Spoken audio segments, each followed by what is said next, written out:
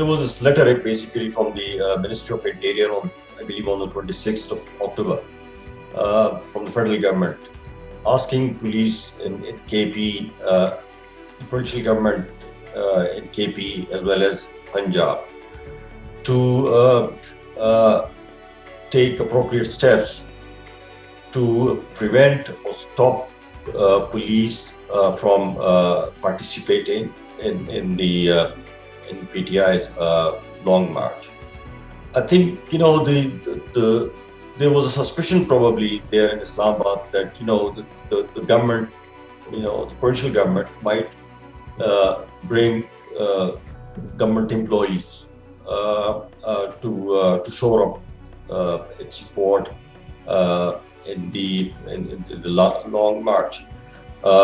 I really have my doubts about this. I don't think any policeman, as a matter of duty or political conviction, would join the long march.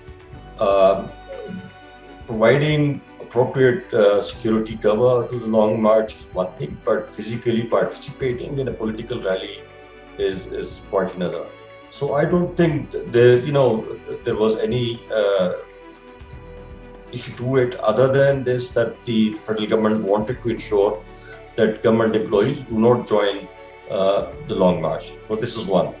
And you refer to those one or two scuffles in Islamabad where police guards stationed at Panigala or accompanying some of the provincial ministers from Khyber Pakhtunkhwa to Islamabad, engaging in a scuffle with Islamabad police.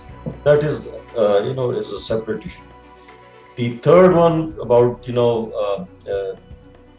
some of the PTI leaders, Amin Gandapu's audio leak was there, and then some of the,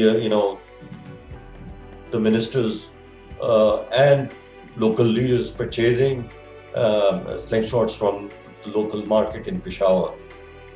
This is all part of the show that they want to put up.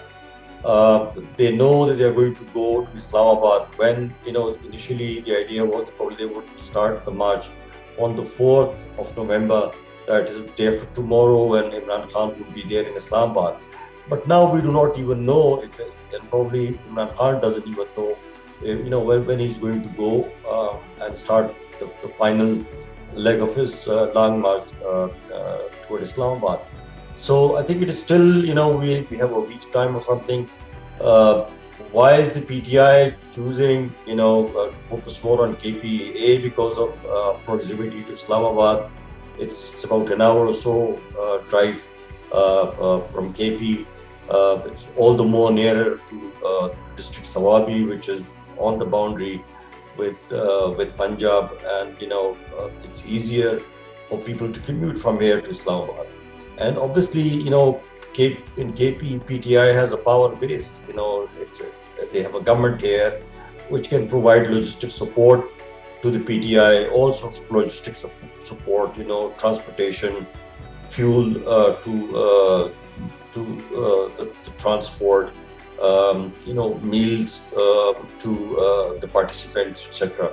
So, this is why PTI has always been looking toward KP for mass mobilization and support.